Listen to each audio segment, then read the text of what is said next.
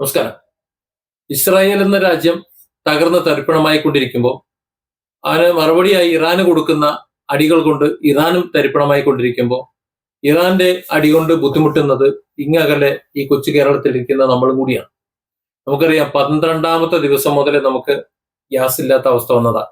ഇന്നിപ്പോ ഒരു മാസം ആകുന്ന ഈ സമയത്ത് നമ്മളെയൊക്കെ അടുക്കള പൂട്ടിയിട്ട് എത്രയോ ദിവസമായി. പല ഹോട്ടലുകളും പൂട്ടി, വിറകടുപ്പുകളിലേക്കും മറ്റടുപ്പുകളിലേക്കൊക്കെ പോയി. ഞാനും ഇന്നലെ ഒരു അടുപ്പുണ്ടാക്കാൻ ശ്രമിച്ചതിന്റെ വീഡിയോ ഞാൻ ഇട്ടിരുന്നു. ഇന്ന് അത് പൂർത്തിയാക്കി. ഓയിൽ അടുപ്പാണ്, സക്സസ് ആയി, നല്ലതാണ്, കുഴപ്പമില്ല. അങ്ങനെ ഒന്ന് ഉപയോഗിച്ചൊക്കെ നോക്കി. ഇനി ഒന്ന് പഠിക്കണം. ആ ഒരു അവസ്ഥയിലേക്ക് നമ്മൾ എത്തി. അതായത് ഏത് സാഹചര്യവും നമ്മൾ അതിജീവിച്ച് പോകും, അല്ലാതെ അതിൽ കയറെടുത്ത് ജീവിതം അവസാനിപ്പിക്കാൻ നമുക്ക് പറ്റൂലല്ലോ. ഇപ്പോൾ ഗ്യാസ് ഇല്ലാതിരുന്ന കാലത്ത് നമ്മൾ ജീവിച്ചില്ലേ. ഇനിയിപ്പോ ഗ്യാസ് കിട്ടിയില്ല എന്നുണ്ടെങ്കിൽ നമുക്ക് ജീവിക്കണ്ടേ? എന്തെങ്കിലുമൊക്കെ മാർഗങ്ങൾ ഉണ്ടാവും, നോക്കാം. പക്ഷെ എന്നാലും നമ്മുടെ ഒരു വരുമാന മാർഗം, നമ്മുടെ രാജ്യത്തിന്റെ നമ്മുടെ സംസ്ഥാനത്തിന്റെ സാമ്പത്തിക നട്ടെല്ല് എന്ന് പറയുന്നത് ഇപ്പോഴും ഗൾഫ് രാജ്യങ്ങളാണ്. സൗദി അറേബ്യ, അതുപോലെ ഒമാന്, UAE പോലുള്ള രാജ്യങ്ങളാണ്. അവിടെ പണിയെടുക്കുന്ന ലക്ഷക്കണക്കിന് ആൾക്കാർ, നമ്മുടെ സഹോദരങ്ങൾ, അവരിങ്ങോട്ട് അയക്കുന്ന പണവും അവർ ഇവിടെ കൊണ്ടുവന്ന് മുടക്കുന്ന പണവും തന്നെയാണ് ഇവിടുത്തെ ഈ പണത്തിന്റെ, ഈ സാമ്പത്തിക വളർച്ചയുടെയൊക്കെ ആധാരം എന്ന് പറയുന്നത്. അല്ലാതെ ഇവിടുത്തെ സർക്കാർ ഇവിടുത്തെ ജനങ്ങൾക്ക് എന്തെങ്കിലും ജീവനോപാധി ഉണ്ടാക്കി തന്നതുകൊണ്ടോ അല്ലെങ്കിൽ ഏതെങ്കിലും വിധത്തിൽ അവരുടെ ബിസിനസ് സംരംഭങ്ങളെ പരിപോഷിപ്പിക്കാൻ വേണ്ടിയുള്ള സാഹചര്യങ്ങൾ ഒരുക്കി തന്നതുകൊണ്ടൊന്നുമല്ല. അതൊക്കെ വാക്കിലേ ഉള്ളൂ. ഒരുപാട് പ്രവാസികൾ ഇവിടെ വന്ന് ആത്മഹത്യ ചെയ്തു. ഇപ്പോഴത്തെ അവസ്ഥയിൽ വിദേശ പണം ഇവിടെ വരാതായി കഴിഞ്ഞാൽ തീർന്നു കഥ. നമ്മുടെ കഥ തീർന്നു. ഒരു മാസം ആയപ്പോഴേക്കും നമുക്കറിയാം വളരെ വലിയ പ്രതിസന്ധി നമ്മളിൽ എത്തി. ഇപ്പൊ ഹോർമോസ് പൂട്ടിയോടുകൂടി എണ്ണയുടെ കാര്യം തീരുമാനമായി. ഇപ്പൊ ഇന്നിപ്പോ വാർത്ത വരുന്നത് നയാര പമ്പ് അവർ വില കുറച്ചായിരുന്നു കൊടുത്തിരുന്നത്. ആ കുറച്ചിരുന്ന വില അവർ കൂട്ടി എന്നാണ് പറയുന്നത്. മറ്റു പമ്പുകളിലേക്കാളും വില കുറച്ച് അവർ വിറ്റിരുന്നു. ഇതൊന്നുമല്ല ഇനി വരാൻ പോകുന്നത്. ഇനി വലിയ വില വർധനയാണ്. ഇപ്പൊ തെരഞ്ഞെടുപ്പിന് ശേഷം വരാൻ പോകുന്നത് വലിയ വില വർധനയാണ്.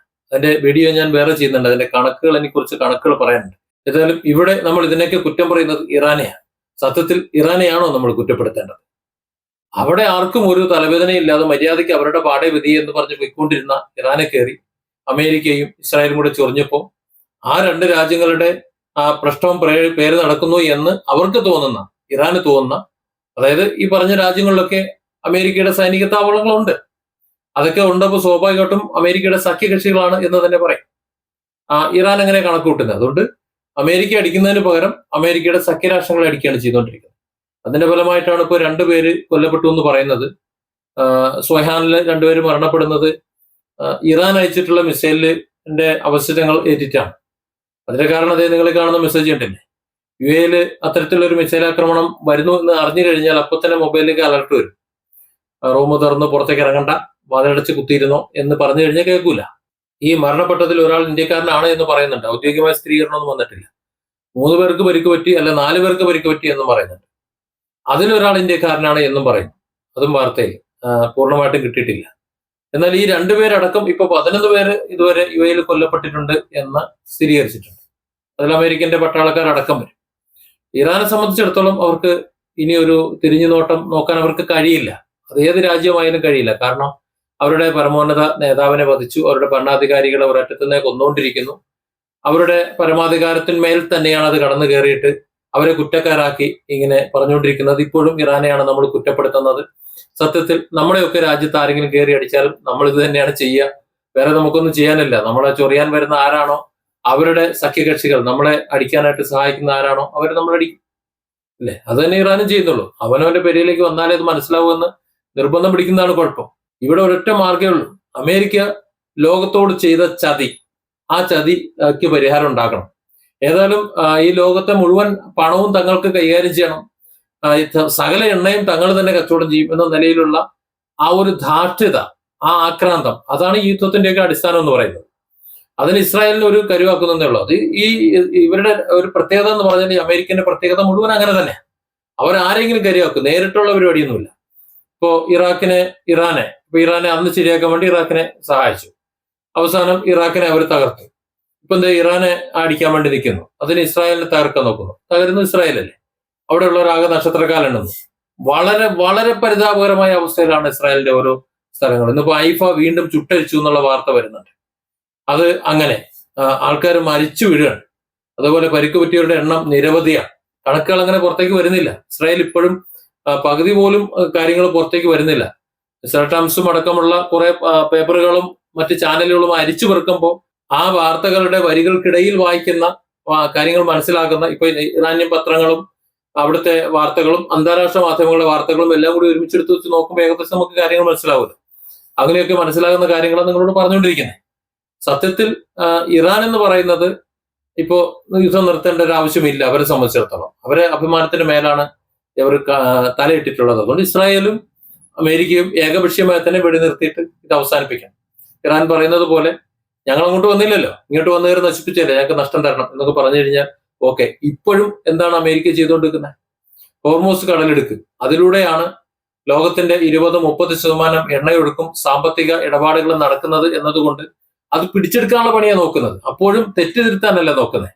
ഇറാന്റെ പെരടി ചെന്ന് കയറിയിട്ട് അവരെ നശിപ്പിച്ചിട്ട് അവർ തുമ്പില്ലാതാക്കിയിട്ട് അത് തിരുത്തുന്നതിന്റെ സ്ഥാനത്ത് ഹോർമൂസ് കടലെടുക്ക് തങ്ങളുടേതായി മാറ്റി ഇറാന്റെ എണ്ണ സമ്പത്ത് മുഴുവൻ തങ്ങളുടേതാക്കി മാറ്റാണ് ഇപ്പോഴും ശ്രമിച്ചുകൊണ്ടിരിക്കുന്നത്. എന്നിട്ട് പറയുന്നത് എന്താണ്? മറ്റു ലോക രാജ്യങ്ങൾക്ക് അന്നം മുട്ടിക്കുന്ന പരിപാടി ഇറാൻ ചെയ്യുന്നു എന്നാണ്. അതല്ല ശരി. ശരിക്കും ഇവിടെ ഇറാന്റെ അന്നം മുട്ടിച്ച് അതുവഴി ലോകരാജ്യങ്ങളെ മുഴുവൻ അന്നം മുട്ടിക്കുന്ന പരിപാടി ചെയ്തത് അമേരിക്കയല്ലേ? എന്തേ അതേക്കുറിച്ച് ആരും ചർച്ച ചെയ്യാത്തത്? ഈ അമേരിക്കയും ഇസ്രായേലും കൂടിയല്ലേ ഈ ലോകത്തെ ഇത്രയും വലിയൊരു നാശത്തിലേക്ക് കുടിച്ചെന്ന് എത്തിച്ചത്? അതുകൂടി പറയണ്ടേ? ഇറാൻ ചെയ്യുന്നത് ശരിയാണെന്നുള്ളൊരു അഭിപ്രായം എനിക്കില്ല. കാരണം ഒന്നുകിൽ അമേരിക്കൻ താവളങ്ങളിലേക്ക്, അവിടെ ഡിയോ ഗാർസിയയിലേക്ക് പോയി അടിച്ചോ, ഇല്ലെങ്കിൽ അവിടെ അമേരിക്കന്റെ 2 യുദ്ധക്കപ്പലുകൾ അവിടെ കിടപ്പുണ്ടല്ലോ, പോയി അടിച്ചോ. അല്ലെങ്കിൽ ഇസ്രായേൽ തകർത്ത് തരിപ്പണമായിക്കോ. അവിടെയുള്ള സാധാരണക്കാരെയല്ല, അവിടെ ഇറാനെ എങ്ങനെയാണോ തകർക്കുന്നത് ആ നിലയ്ക്ക് അവരടിച്ചോ. 2 രാജ്യത്തും പൗരന്മാരെന്ന് പറഞ്ഞാൽ അവർ സാധാരണക്കാരാണല്ലോ. അവരിതിലൊന്നും പങ്കാളികളല്ല. ഈ നേതാക്കന്മാര് ഭരണകർത്താക്കൾ തമ്മിൽ ഇങ്ങനെ അടിക്കുമ്പോൾ പെട്ടുപോണത് അവിടുത്തെ സാധാരണക്കാരാണ് എന്നുള്ളത് സത്യം. സംഗതിയൊക്കെ ശരി. പക്ഷെ ഇറാൻ അടിക്കണമെന്നുണ്ടെങ്കിൽ വേണമെങ്കിൽ നെതന്യാഹു ഭരിച്ചിട്ടില്ലെന്ന് കൊന്നോട്ടെ. അയത്തുള്ള കമ്പനിയൊക്കെ ഒന്നല്ലേ, കുഴപ്പമില്ല, ആരും ഒന്നും പറയില്ല. മുപ്പര് തട്ടിക്കളഞ്ഞാൽ ഒന്നും പറയില്ല. അങ്ങനെയൊക്കെ എന്തെങ്കിലുമൊക്കെ നടക്കട്ടെ. പക്ഷെ ഇസ്രായേലിലും ഇറാനിലും ഇപ്പോ ദുബൈയിൽ UAE-ലും അടക്കമുള്ള അല്ലെങ്കിൽ സൗദി അറേബ്യ അടക്കമുള്ള മുഴുവൻ രാജ്യങ്ങളിലുള്ള സാധാരണക്കാർ, സിവിലിയൻസ്, അവരെന്ത് പഠിച്ചു? ഇറാന്റെ സിവിലിയൻസിനെ ഇസ്രായേൽ കൊല്ലുന്നത് കൊണ്ട് അവരെന്താണോ ഇവിടെ ചെയ്യുന്നത് അത് ഇറാൻ അവിടെയും ചെയ്തുകൊണ്ടിരിക്കുന്നു. ഇതാണ് ചെയ്തുകൊണ്ടിരിക്കുന്നത്. ഇറാൻ ആദ്യം അവിടെ അത് ചെയ്യുന്നില്ല. ഇവിടെ സിവിലിയൻസിന്റെ ഇടയിൽ ബോംബ് വീണാൽ അവിടെ സിവിലിയൻസിന്റെ ബോംബ്, ഇവിടെ ഒരു പെട്രോൾ സ്റ്റേഷനിൽ ബോംബ് ഇട്ട് കഴിഞ്ഞാൽ അവിടെ പെട്രോൾ സ്റ്റേഷൻ, ഇവിടെ അവിടെ മിസൈൽ ശേഖരത്തിലേക്കോ മറ്റേതെങ്കിലും കേന്ദ്രത്തിലേക്കോ ഇട്ട് കഴിഞ്ഞാൽ അവിടെയും അതുപോലെ. ഈ രീതിയിലാണ് ഇട്ടുകൊണ്ടിരിക്കുന്നത്. അതായത് ഇവിടെ വീണാൽ അവിടെ, പകരത്തിന് പകരം, അതാണ് ചെയ്തുകൊണ്ടിരിക്കുന്നത്. അപ്പൊ ഇങ്ങോട്ടൊന്നും അടിക്കണ്ടെന്ന് വിചാരിച്ചാൽ പോരെ. ഇസ്രായേൽ ഇങ്ങോട്ട് ചെയ്യേണ്ടെന്ന് വെച്ചാൽ തീരും. ഇസ്രായേലും ഇറാനും അങ്ങനെ ചെയ്യേണ്ട, ഞങ്ങൾ സ്ഥിരമായി ഇതേ വെടിനിർത്തി, ഞങ്ങൾ ഇനി ആ പരിപാടിക്കില്ല എന്ന് പറഞ്ഞാൽ തീരും. പക്ഷെ അപ്പോഴും ഒരു കുഴപ്പം, ഇറാൻ അല്ല തുടങ്ങി വെച്ചത് എന്നതുകൊണ്ട് ഇറാന് നഷ്ടപരിഹാരം കൊടുക്കേണ്ടി വരും, പറയുന്നത് കേൾക്കേണ്ടി വരും. ആത്യന്തികമായി ഇതിൽ ഈ യുദ്ധം ഒത്തുതീരുമെന്ന് കരുതേണ്ടതില്ല എന്നുള്ളതാണ് എനിക്ക് തോന്നുന്നത്. കാര്യം ഇറാന്റെ ഒരു സ്വഭാവം അങ്ങനെ, അവര് തുടങ്ങിയ പിന്നെ നിർത്തുന്ന സ്വഭാവം ഇല്ല. ഇവരിത് പണ്ടേ പ്രതീക്ഷിച്ചതാണ്. ഇറാൻ ഇറാഖ് യുദ്ധകാലത്ത് ഇറാഖിനെ അമേരിക്ക സഹായിച്ച കാലം മുതലേ അടുത്ത ഇര നമ്മളാണ് എന്ന് മനസ്സിലാക്കിയുള്ള ആയുധങ്ങളെല്ലാം കൂടി ഒരു 10 കൊല്ലം അടിക്കാനുള്ള എല്ലാം കൂട്ടി വെച്ചിട്ടുണ്ടാവും. അപ്പൊ ഇവരെ കുറച്ച് തന്നെ കൊല്ലുന്നുണ്ട് അവരുടെ നേതാക്കന്മാരെയും ഭരണകർത്താക്കളെ. ഇപ്പോ ഹോർമൂസ് കടലെടുക്ക് കൂട്ടാൻ ഉത്തരവിട്ടിരുന്ന മഹാനെ, അതിന് നേതൃത്വം കൊടുക്കുന്ന ആളെ ഇറാനെ കൊന്നു എന്നൊക്കെ പറയുന്നുണ്ട്. പക്ഷെ ആളെ മരിച്ചു കഴിഞ്ഞാൽ അടുത്ത ആൾ വരും. അവിടെ ഏതെങ്കിലും ഒരു നേതാവിലല്ല. ഇപ്പോ സദ്ദാം ഹുസൈനെ കൊല്ലപ്പെട്ട് കഴിഞ്ഞപ്പോ ഇറാഖ് കീഴ്പ്പെട്ടു, അമേരിക്ക കീഴ്പ്പെട്ടു. കാര്യം സദ്ദാം ആയിരുന്നു അതിന്റെ അധികാര കേന്ദ്രം എന്ന് പറയുന്നത്. ഇറാൻ അങ്ങനെയല്ല. ഇറാൻ ഒരാൾ പോയ ഒരാള് അടുത്ത ആളത് ഏറ്റെടുക്കും, ഓട്ടോമാറ്റിക് ഏറ്റെടുത്തിട്ട് കാര്യങ്ങൾ അതിന്റെ തുടർച്ച അവിടെ നടത്തും. അതുകൊണ്ട് ഇറാനെ കൂട്ടാൻ കഴിയുമെന്ന് കരുതേണ്ടതില്ല. ഇവിടെ മറ്റു രാജ്യങ്ങളെല്ലാം ചേർന്ന് അമേരിക്കയുടെ മേലും ഇസ്രായേലിന്റെ മേലും സമ്മർദ്ദം ചെലുത്തിയിട്ട് നിങ്ങൾ തുടങ്ങി വെച്ച തെറ്റ് നിങ്ങൾ തിരുത്താൻ പറയണം. പക്ഷെ അതിവിടെ ചെയ്യുന്നില്ല. എല്ലാവരും ഇറാനെയാണ് കുറ്റപ്പെടുത്തുന്നത്. അവർ ചെയ്ത തെറ്റ് അവരോട് തിരുത്തി അതിന് ഇറാനോട് ക്ഷമ പറഞ്ഞ് ഇറാനോട് നഷ്ടപരിഹാരം കൊടുത്ത് യുദ്ധം നിർത്താൻ പറഞ്ഞാലല്ലാതെ, അതാണ് ഇതിന്റെ നീതി എന്ന് പറയുന്നത്. ഈ യുദ്ധത്തിലെ നീതിയാണ്. ആ നീതി നടപ്പിലാക്കാനായിട്ട് മറ്റു രാജ്യങ്ങൾ ഇറങ്ങിയാലല്ലാതെ ഒരു ശുഭ അന്ത്യം ഉണ്ടാകുമെന്ന് പ്രതീക്ഷിക്കേണ്ടതില്ല എന്നാണ് എനിക്ക് തോന്നുന്നത്. ഏതായാലും മറ്റു രാജ്യങ്ങളിലേക്ക് ഇറാൻ ഇങ്ങനെ അടിക്കുമ്പോൾ ഒരുപാട് രാജ്യങ്ങളുടെ അന്നമാണ് മുട്ടിപ്പോണത്. ഒരുപാട് രാജ്യങ്ങളുടെ, ഒരുപാട് കുടുംബങ്ങളുടെ പ്രതീക്ഷകളിലേക്കാണ് മിസൈലുകളും മറ്റു ചെന്ന് വീഴുന്നത്. അതിൽ നമുക്ക് വളരെ ദുഃഖമുണ്ട്. നമുക്ക് ദുഃഖപ്പെടാനേ കഴിയുന്നുള്ളൂ. പക്ഷെ ഇതിങ്ങനെ തുടർന്നു പോയി കഴിഞ്ഞാൽ നമ്മുടെ വീട്ടിലെ അടുപ്പ് മാത്രമല്ല, നമ്മുടെ നാട് തന്നെ ഇല്ലാതായി പോകും. കാരണം കഴിഞ്ഞ 10-60 കൊല്ലമായിട്ട് നമ്മൾ കേരളം ഇവിടെ ഭരിച്ചുകൊണ്ടിരിക്കുന്നെങ്കിൽ, പലരും ഭരിച്ചുകൊണ്ടിരിക്കുന്നെങ്കിലും സ്വയം പര്യാപ്തമായിട്ട് ഇവിടെ ജീവിക്കാൻ പറ്റുന്ന ഒരു അന്തരീക്ഷത്തിലേക്ക് നമ്മളെ ആരും കൊണ്ടുവന്ന് എത്തിച്ചിട്ടില്ല. നമ്മുടെ സർക്കാരൊന്നും അതിനെ തുനിഞ്ഞിട്ടില്ല. അതുകൊണ്ട് തന്നെ സമീപ ഭാവിയിൽ നമുക്ക് എത്താൻ കഴിയുമെന്ന് പ്രതീക്ഷിക്കാൻ വേണ്ട. അതുകൊണ്ട് ഗൾഫ് രാജ്യങ്ങളിലെ യുദ്ധം എത്രയും പെട്ടെന്ന് അവസാനിക്കേണ്ടത് നമ്മുടെ കൂടി ആവശ്യമാണ്. different angles. Don't forget to subscribe and support this channel.